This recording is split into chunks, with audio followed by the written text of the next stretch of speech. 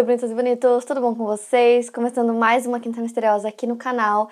E se você é novo por aqui e ainda não tá inscrito, aproveita e já se inscreve aqui embaixo que tem vídeo novo toda semana pra vocês. Feliz completo do Quinta com todos os casos que eu já contei aqui no canal, vai estar aqui na descrição pra vocês, são mais de 350 casos, então vão lá maratonar. Aproveita e me segue nas redes sociais que eu vou deixar aqui na tela pra vocês, me acompanhem por lá que tem conteúdo extra. Quinta Misteriosa também é podcast pra ouvir quando e onde quiser.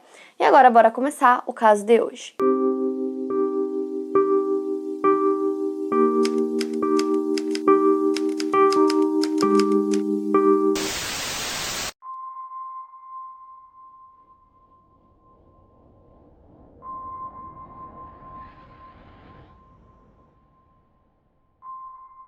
A família Chunda Wat, também conhecida como família Bhatia por seus vizinhos, eles viviam em uma casa de 2 andares na região de Sant Nagar, no bairro Burari, localizado na capital da Índia, Nova Delhi. A família migrou para a capital em 1989, anteriormente eles viviam na cidade de Torhana, no estado de Haryana. O patriarca da família era Bhopal Singh. Ainda jovem, quando sua vida financeira não estava indo bem, ele foi até o pai de Narayani Devi para pedir por emprego. O homem considerou Bhopal como uma pessoa trabalhadora e honesta e ofereceu a mão da sua filha em casamento. O sogro acolheu Bhopal em sua família e ele até decidiu abandonar seu antigo sobrenome, Chunda Wat, e usar o nome da família da esposa, que era Bhatia. Em Torhana, Bhopal tinha cerca de 3 hectares de terra, ele era dono de uma próspera leiteria e depois de um tempo começou a usar suas terras para plantar. No terreno eles tinham também vacas e búfalos. Bhopal e Narayani Devi tiveram 5 filhos, Dinesh, Sujata, Pratibha, Bhuvnesh e Latit. Entre os anos de 1988 e 1989, o Bhopal vendeu suas terras para amigos da família. Apesar de ter tido negócios muito prósperos, ele confessou a amigos que havia gasto muito dinheiro com o casamento dos filhos e por isso estava falido e precisou vender as terras. Bhopal levou 3 de seus filhos quando se mudou para Nova Delhi, onde tinham alguns parentes. Dinesh morava em Rajastão e Sujata em Panipat. Na Índia, quando mais de uma geração vivem na mesma casa, todos costumam responder ao patriarca, que nesse caso era o Bhopal. Amigos dizem que ele era um homem paciente e ele não era rígido, mas como mandava a tradição, todos deveriam seguir as suas ordens. Bhopal também é descrito como um homem simples e sem vícios. Quando se mudaram para Nova Delhi, a Pratibha já tinha uma filha chamada Priyanka, nascida poucos anos antes da mudança. Nos anos 90, outras 2 netas de Bhopal nasceram, Netu e Menaka, ambas filhas de Bhuvnesh e Savita. Em 2004 nasceram os últimos netos, Dhruv, filho mais novo de Bhuvnesh, e Shivam, primeiro e único filho de Latit e sua esposa Tina. Com esses últimos nascimentos, no total eram 12 pessoas vivendo sob o mesmo teto. Na época, a família ainda não havia prosperado em Nova Delhi e a principal fonte de renda vinha do trabalho do filho mais novo de Bhopal e Narayani, o Latit. Ele trabalhava em uma madeireira no subúrbio ao lado do rio Yamuna. No dia 26 de março de 2004, Latit teria discutido com seu empregador por conta do pagamento. Devido a essa briga, ele foi espancado e trancado dentro da loja com algumas caixas pegando fogo. O objetivo de quem fez isso era matá-lo. Latit recuperou sua consciência em algum momento e ele percebeu que havia uma madeira que tinha caído sobre ele, prendendo-o pelo ombro. Ele conseguiu pegar o seu celular e ligar para o irmão, que conseguiu chegar no local para salvá-lo. O ocorrido foi considerado tentativa de homicídio. Latit inalou muita fumaça e ele teria perdido a voz. Então, para conseguir se comunicar, ele precisava escrever, então era assim que ele conversava com os familiares, e aí depois disso ele largou o emprego, o que causou um certo desespero e dificuldades para a família. Então, isso se somou a um outro trauma que ele já tinha, porque em 1988 ele tinha sofrido um acidente de moto, que lhe causou graves lesões na cabeça. Então, depois que isso aconteceu, ele foi parar no hospital, ficou internado por um tempo, depois ele ganhou alta. E mesmo assim, depois de já ter ido para casa, ele caía no sono do nada. Então, depois desse segundo incidente, no trabalho, o Latit, como eu falei para vocês, perdeu a voz. Então, ele foi até o médico para verificar isso. O profissional constatou que não tinham danos físicos às suas cordas vocais ou à sua laringe. Então, não havia uma justificativa nesse sentido para que ele não conseguisse falar, por ele ter perdido a voz. Então, ele sugeriu que ele procurasse um psiquiatra. Nessa época, a família acreditava que só ia para um psiquiatra quem era louco, então eles não seguiram as orientações. A família levou outro chacoalhão quando o patriarca da família faleceu no dia 6 de outubro de 2006. Como eu expliquei para vocês, o patriarca sempre toma as decisões mais importantes da família, então no caso o Bhopal decidia basicamente tudo. Ele decidia os casamentos, aonde os filhos iriam estudar, ele tomava todas as decisões importantes da família. Então quando o patriarca de uma família indiana morre, há um vácuo. Depois que isso aconteceu, segundo pessoas próximas, amigos e familiares, quem assumiu esse papel do patriarca foi o Latit, mesmo sendo o filho caçula. E apesar de ser o mais novo, o Latit era bem maduro e o irmão mais velho dele, Buvnesh, não tomou essa iniciativa, né? Então ele o fez.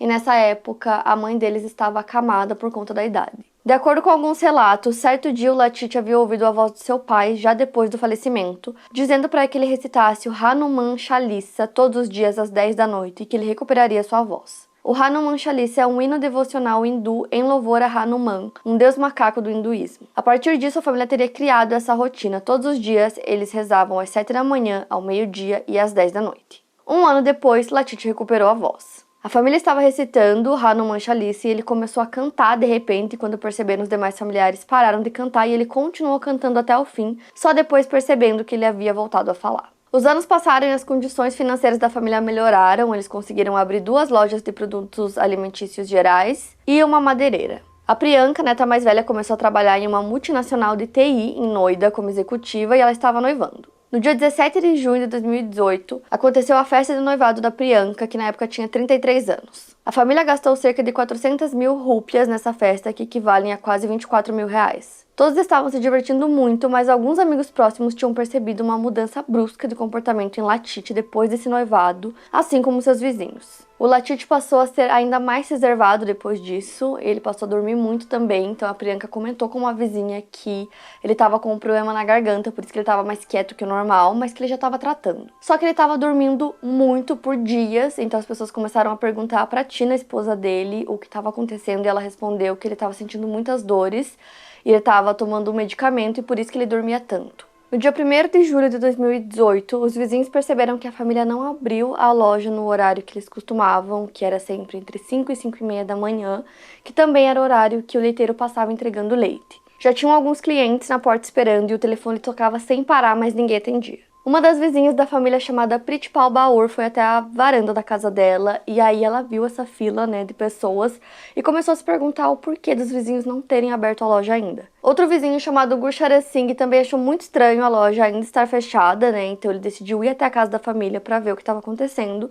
Quando ele foi bater na porta, ele percebeu que a porta estava destrancada, então ele ficou em pânico e começou a subir as escadas. Outro vizinho, chamado Kuldeep Singh, acabou ligando para a polícia porque a mãe dele estava voltando de uma caminhada e começou a gritar para ele, pedindo que ele ligasse para a polícia. E foi exatamente o que ele fez, e ela pediu também para ele ir com ela até o local. Perto das 7h35, a delegacia de Burari ligou para o chefe de polícia Rajev Tomar, informando que um suicídio havia ocorrido em sua jurisdição. Rajev foi o primeiro policial a chegar no local. Ele havia crescido no bairro e era vizinho da família antes de se mudar e começar a trabalhar na polícia. Quando ele entrou na Alameda, onde a família morava, ele viu homens e mulheres correndo pela escada da casa, chorando de maneira histérica. Ao subir, ele entendeu o motivo para tanta histeria. Ele encontrou 10 pessoas penduradas em uma grade de ferro no teto. Narayane Devi, que tinha 80 anos, estava em outro cômodo, deitada de bruços ao lado da cama. O cachorro da família estava preso na laje superior, amarrado à mesma grade em que os corpos estavam, e latia sem parar. O Rajev se lembra de pensar que a forma em que os corpos estavam pendurados lembrava uma figueira da Índia,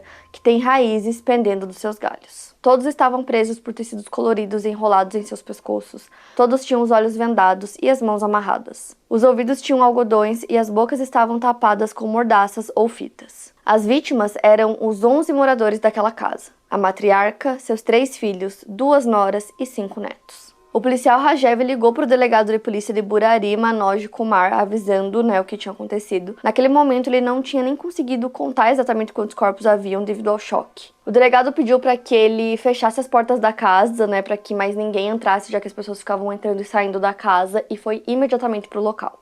Quando ele chegou, já tinham muitas pessoas em volta da casa e também da loja da família, porque a família tinha muitos clientes que iam todos os dias para comprar leite. Rapidamente, a notícia de que um suicídio coletivo tinha acontecido já tinha se espalhado, então tinham muitas pessoas em volta, muitos curiosos. Até o ministro-chefe de Nova Delhi, na época, estava lá no local para averiguar e entender o que estava acontecendo no local. Então, naquele momento, a prioridade da polícia era conseguir isolar o local, já que tinham muitas pessoas não só em volta, mas também nas varandas e nas janelas. O repórter Vishal Anand foi o primeiro a noticiar o caso, então ele postou no Twitter dele e a notícia rapidamente se espalhou.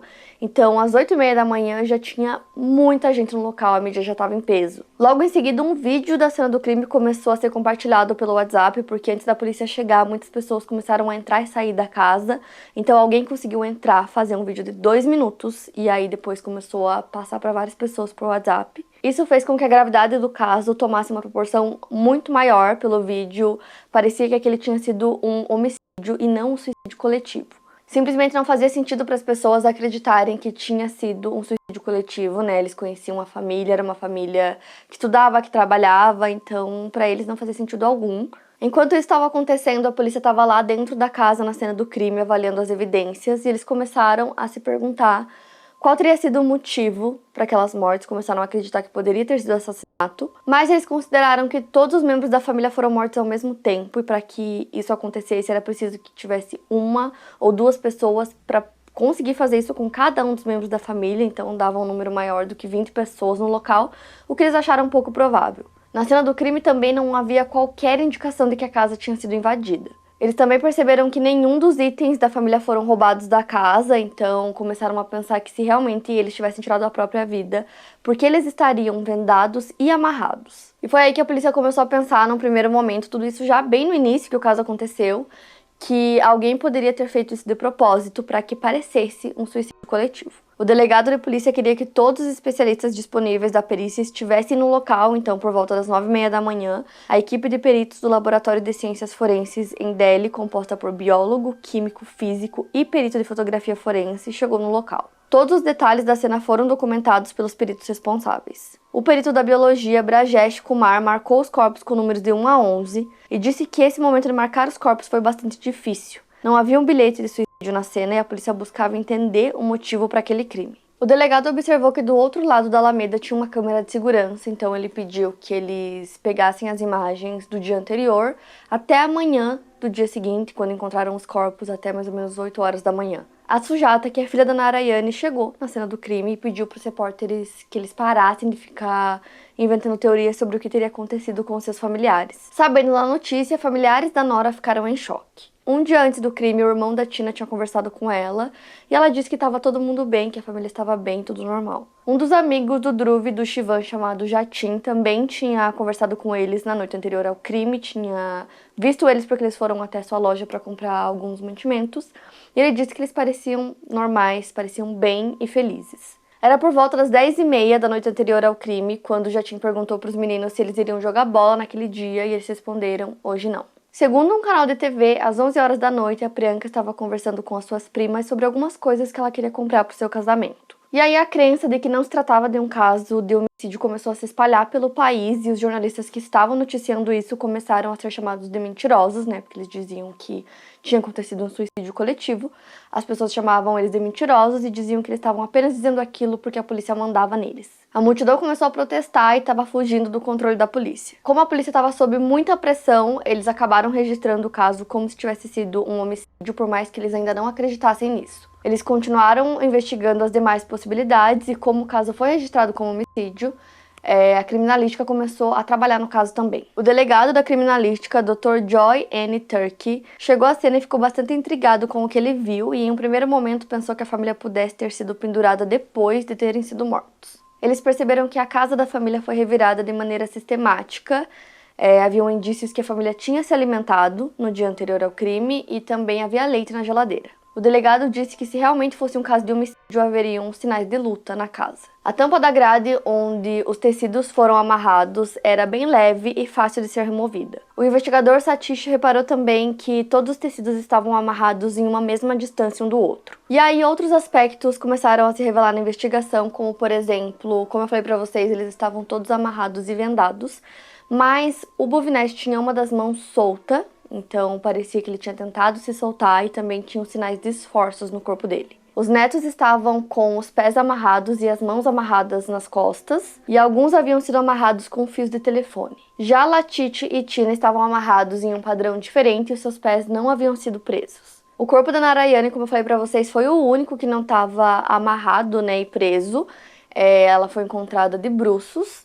E aí tinha também um lenço no pescoço dela, mas diferente dos demais também tinha um cinto. De um lado do pescoço haviam marcas que eram compatíveis com o cinto, mas apenas de um lado, e não havia marca em V em seu pescoço, comum em enforcamentos, o que a polícia achou suspeito. Na cena, investigadores também encontraram sinais de que havia ocorrido uma espécie de ritual na noite anterior. Os corpos finalmente foram preparados para serem removidos do local após imagens terem sido captadas de toda a casa e a perícia ter terminado sua coleta de evidências. Eles foram removidos e numerados cuidadosamente, além de serem colocados em sacos específicos antes de serem mandados ao necrotério. Enquanto tudo isso acontecia, haviam cerca de 5.000 pessoas reunidas do lado de fora da casa e muitas câmeras filmando tudo. Foram providenciadas 11 ambulâncias para conseguir transportar os corpos e cada um foi transportado por 2 homens. No total, levaram 2 horas apenas para conseguir retirar todos os corpos de dentro da casa. Toda essa operação estava sendo transmitida ao vivo. Os corpos foram levados para a autópsia, que se iniciou por volta das 3h30 e foi conduzida pela doutora Monisha Pradhan. Enquanto isso acontecia, os investigadores conseguiram as imagens da câmera de segurança e aí eles começaram a analisar tudo minuciosamente. E eles perceberam pelas imagens que 2 dias antes, no dia 28, a Tina e o Shivam, seu filho, tinham voltado para casa pouco depois das 10 da noite, levando 4 banquinhos que eles tinham comprado. Já na noite do dia 30, às 9h40, é possível ver a Tina com a sua sobrinha Netu também carregando banquinhos. Às 10h29, o Shivam abre a madeireira do pai, entra e sai carregando um punhado de fios e aparece ele entrando dentro da casa. Então, todas essas imagens que foram analisadas mostravam apenas pessoas da família, apenas movimentações deles entrando e saindo da casa. Não aparecia nenhuma pessoa externa fazendo isso, então acabava meio que descartando a possibilidade de outra pessoa ter entrado na casa e cometido o crime. Os lenços usados no crime também foram comprados por eles em um mercado, e aí começou a surgir a teoria de que talvez um membro da família seja o responsável por todas as mortes. O caso foi oficialmente transferido para a criminalística e investigações mais minuciosas começaram. A casa tinha 4 cômodos que foram verificados minuciosamente. Os investigadores encontraram restos de uma pira, um recipiente ritualística com cinzas dentro, o que indicava que uma espécie de ritual havia sido realizado na noite anterior. Próximo a um santuário que a família mantinha em casa foi encontrado um diário e depois encontraram outros 10, então no total eram 11 diários. O último diário, de número 11, acabou se tornando um número-chave e muitas pessoas começaram a sugerir que havia algo numerológico com relevância para o caso. Isso porque, ao reparar na parte externa da casa, um repórter percebeu que haviam 11 canos saindo da parede. Essa informação foi parar na TV e começaram a surgir muitas teorias envolvendo o número 11, porque eram 11 canos,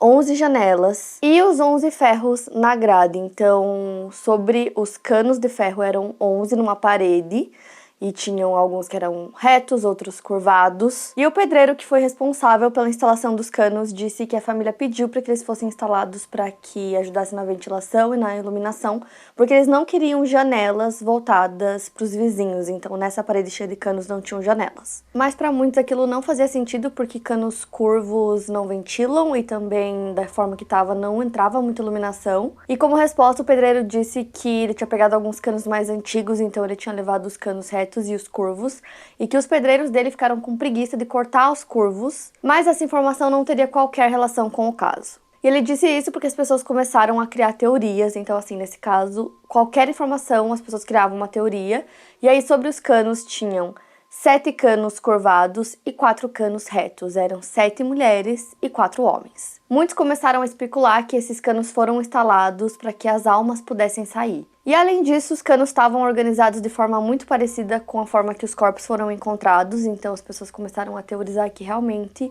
estava tudo conectado. Mas muitas pessoas também começaram a acreditar que era coincidência e que o número 11 não era algo tão grande assim no caso. E os próprios investigadores também não conseguiam determinar se realmente havia uma relação entre os canos com as mortes. Tudo parecia ser apenas coincidência. E agora vamos voltar a falar sobre os diários que foram encontrados. Como eu falei para vocês, eram 11 diários. O primeiro tinha sido escrito em 2007 e o último em 2018, no ano que o caso aconteceu.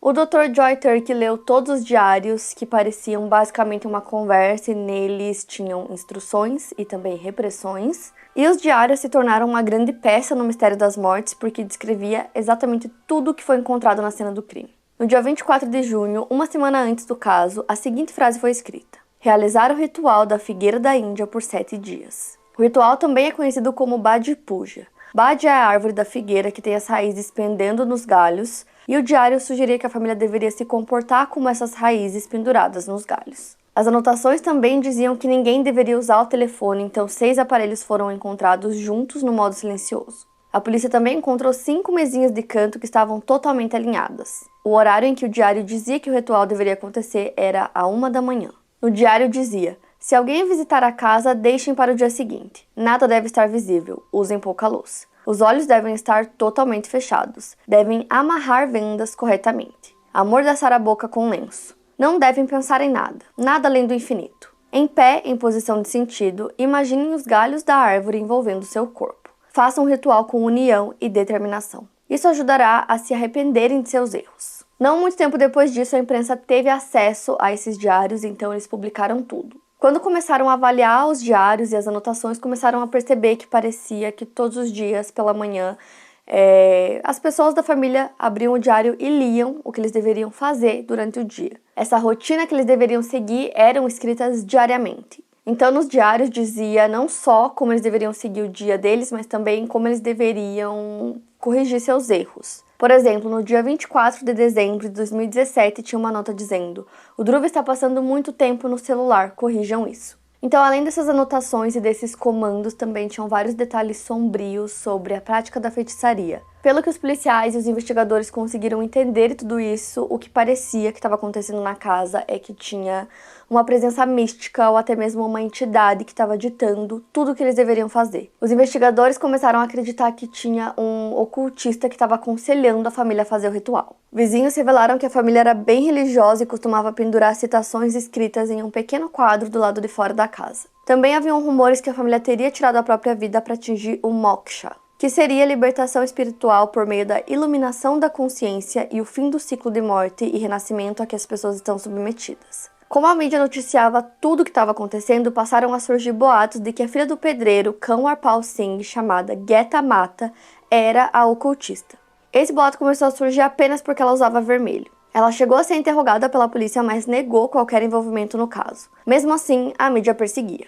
Já que a Geta negou envolvimento, os investigadores tentaram encontrar outras pessoas que tivessem histórico de envolvimento religioso e pudessem ter um contato mais próximo com a família, mas não conseguiram identificar ninguém. Eles queriam saber quem estava escrevendo o diário para tentar entender de onde estariam vindo essas ordens e conselhos. Para isso, os diários foram enviados para a divisão de caligrafia do Laboratório de Ciência Forense para o Dr. Virendra Singh. Esses 11 diários encontrados eram os que tinham mais relevância para o caso. Mas a polícia também tinha encontrado os diários pessoais dos familiares que foram enviados juntos para a perícia. O relatório do perito forense apontou que a caligrafia coincidia com a da Priyanka, filha de Pratibha, e com a filha de Netu, filha de Bhuvanesh. Os investigadores queriam entender o porquê as meninas haviam escrito aqueles diários e, lendo as anotações, eles perceberam que o nome Latit, o filho mais novo do Bhopal e da Narayani, aparecia muito nessas anotações. Como já dito anteriormente, depois da morte do Bhopal, segundo pessoas próximas, o Latit teria assumido, de certa forma, o papel de patriarca da família. Grande parte das anotações que faziam referência a Latit eram desta forma: "Vocês estão deixando o Latit ansioso", ou "sigam as instruções do Latit ou o resultado será desastroso". Com base nas informações encontradas nos diários, a polícia descobriu que desde 2007, quando os diários começaram a ser escritos, o Latit estava sendo visitado em sonho por seu pai falecido,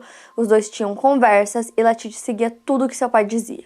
Aos poucos, ele teria começado a compartilhar essas instruções com a família. Netu até teria comentado com vizinhos que o seu tio estava possuído pelo espírito do avô e que ele estava guiando a família. Aparentemente, quando estava possuído pelo pai, até a voz do Latit e os seus trejeitos mudavam. E apesar da Narayani ser a mãe do Latit, ele chamava ela pelo nome da mesma forma que o pai dele fazia. Então, basicamente, tudo que era colocado nos diários era considerado uma instrução do Bhopal, do patriarca que havia falecido, uma instrução dele para a família e aquilo deveria ser seguido. Então, depois que essas visitas do Bhopal aconteciam à família, eles eram todos instruídos a irem dormir. E também a não se preocupar com a saúde do Latit. Essas visitas afetavam bastante ele fisicamente, e aí ele dizia que o sono o curaria. No diário também tinha uma espécie de agendamento que contava quando o Bhopal iria fazer uma visita. Por exemplo, estava escrito: "Voltarei terça, quinta, sábado e domingo". Também estava escrito no diário que os familiares, além de seguirem suas próprias vontades, precisavam seguir as vontades do diário. Com isso, os investigadores começaram a perceber que provavelmente as meninas que escreviam nos diários faziam isso sob a ordem do Latit. Mas aparentemente nem todos gostavam dos papéis que eram estipulados para eles pelo diário. Um exemplo disso é a Savita, que era esposa do Bhuvanesh. Ela sempre estava na cozinha e era uma coisa que até os vizinhos percebiam. Eles diziam que ela parecia não ter vontade própria e tem até uma passagem no diário que ela fala sobre essa insatisfação. No diário fala: "Savita não conseguiu aceitar seu papel na cozinha. Ela tem que acabar com seus ataques de raiva. Esteja atento à idade e necessidades de sua mãe. Se puder manter seus pais felizes, estará obedecendo a Deus." também tinham outras passagens que diziam: Buffnet, tenha cuidado, trazer álcool para casa é arruiná-la. Todos vocês devem copiar os valores e o comportamento de Latitia e Tina. O diário também fazia bastante referência ao casal, dizendo que os ganhos da família eram graças a Latitia e Tina e que o bem-estar deles deveria ser preservado. A Tina tinha mestrado em sociologia, mas aparentemente, mesmo com as mudanças do marido, ela o apoiou, porque de certa forma isso também traria alguns benefícios para ela. Na Índia, a vida de uma nora pode ser difícil e o fato do seu marido ter um papel mais importante dentro da hierarquia familiar também era benéfico para ela. Então acredita-se que, como a família começou a prosperar muito depois da morte do Bhopal, eles tenham acreditado que havia sim uma relação entre seguir as instruções do diário e toda essa prosperidade. Mas não se pode ter certeza, já que ninguém da família falava sobre isso com pessoas externas. Os colegas de trabalho da multinacional que a Priyanka trabalhava sequer sabiam que ela estava noivando naquele mês, o que confirmava essa preservação de informações por parte da família. E aparentemente quem não cumpria as ordens dadas pelos diários recebia punições. Tinha uma anotação entre aspas: levem as orações noturnas muito a sério e fiquem longe de pessoas com quem estão proibidos de falar. Sempre que você falha, Latitia, Tina e Shivam pagam o preço. Mas você sempre se esquece disso. É uma bênção de Deus estar lhe mostrando seus erros. Durante um ano, a partir de dezembro, você será punido. Esse ano será o último. Em paralelo a essas investigações dos diários, o resultado da autópsia revelou que foram 10 mortes por enforcamento, mas a matriarca da família teve apenas um enforcamento parcial. O pescoço dela havia sido amarrado à maçaneta do guarda-roupa, e nos diários é possível entender o porquê isso aconteceu. As vísceras das vítimas foram enviadas para análise e não havia qualquer sinal de morte por envenenamento. Está escrito que, como a mãe era idosa e estava acima do peso, ela não poderia fazer o ritual em pé como os demais e precisaria fazê-lo deitada. Ela tinha marcas de lesões que aparentavam que ela foi segurada com muita força. No diário dizia entre aspas: amarrem-se com firmeza. Deus ficará impressionado com a sua dedicação. Usem panos úmidos para as mordaças, ou fitas adesivas sobre a boca. Os mais novos foram amarrados também com mais força, aparentemente o ritual deveria acontecer a todo custo. As únicas duas pessoas que possuíam amarrações diferentes eram a Tina e o Latitia. Suas mãos não estavam amarradas como as dos demais e eles também não tinham amarrações nos pés. Como eu falei para vocês, os demais tinham as amarrações, nas mãos e costas. Então os investigadores acreditavam que os dois teriam ajudado os demais a se amarrarem. Então, a partir das evidências que eles tinham, principalmente dos diários, os investigadores acreditavam que a família não achava que iria morrer. Eles aparentemente deveriam fazer o ritual por 7 dias e havia a promessa de que o ato final, o pai Bhopal estaria lá para salvar todos eles. Em mais uma passagem do diário dizia: Deus está orgulhoso de vocês, sabendo que vocês 11 estão alinhados com um só pensamento. Não entrem em pânico durante o ritual da árvore. A terra poderá tremer e o céu estremecer. Não deixem que isso os desanime. Convençam as crianças a entoarem os cânticos. Isso deve durar de 5 a 15 minutos. Enquanto durarem os cânticos, Latitia protegerá todos vocês. A responsabilidade de amarrar todos foi dada a um de vocês. Quando todos estiverem amarrados, Latitia dará o sinal com um graveto. Deixem um copo cheio de água por perto. Quando a cor da água mudar, eu voltarei. Em uma das últimas anotações do diário diz que a mãe daria rotis para todos, que é uma espécie de pão achatado. E a polícia encontrou na casa uma nota de um restaurante. A família tinha encomendado 20 rotis que tinham sido entregues um dia antes do caso acontecer, às 10h40 da noite. Como muitas das anotações se referiam ao Latitia e também ao fato dele ter essas visitas do pai, a polícia começou a acreditar que tudo partiu dele, que ele era a peça central do caso e por conta dele todos perderam suas vidas. A polícia começou a investigar a vida dele mais a fundo e descobriram os 2 acidentes, que tinham acontecido com ele e também o fato de ele ter recusado ajuda, de um psiquiatra, como foi recomendado. Então eles começaram a teorizar que o Latitia poderia ter desenvolvido um grau de psicose. Se após eventos traumáticos a pessoa não receber um tratamento psicológico adequado para lidar com seus traumas, algo que pode acontecer é ela desenvolver a psicose, e um dos sintomas conhecidos entre os pacientes é ouvir vozes, o que aparentemente parecia ser o caso do Latitia. Ele poderia estar alucinando quando recebia as mensagens do pai e passava isso para sua família. A teoria da polícia seria de que os familiares ouviam o Latitia e acreditavam nele porque coisas boas estavam acontecendo com a família, depois que eles passaram a seguir as suas instruções dos diários. Parecia ser um pequeno culto e no próprio diário estava escrito que ninguém desobedeceria o que estava escrito ali. Como o ritual teria iniciado alguns dias depois do noivado da Priyanka e o comportamento do Latitia tinha tido uma mudança, depois desse evento, a polícia teorizou que ele talvez temesse que quando a Priyanka saísse da família, as pessoas de fora daquele círculo descobririam o segredo segredo que acontecia dentro da casa, e que talvez isso colocaria a família em perigo de alguma forma. E já que tinha um trecho do diário que citava que todos se ajudariam a se desamarrar, a polícia não considera o caso como homicídio ou suicídio, mas sim como morte acidental, porque acreditavam que a família esperava sobreviver ao ritual. Quando a investigação dos fatos acabou, a polícia resolveu fazer algo chamado de autópsia psicológica para analisar a psique das pessoas que morreram com o objetivo de descobrir como ou por que o fato aconteceu. Para isso, uma equipe de cientistas e psicólogos foi reunida. A conclusão que eles tiveram foi a de que Latit estava sofrendo de psicose e levou toda a sua família a um estado psicótico junto com ele,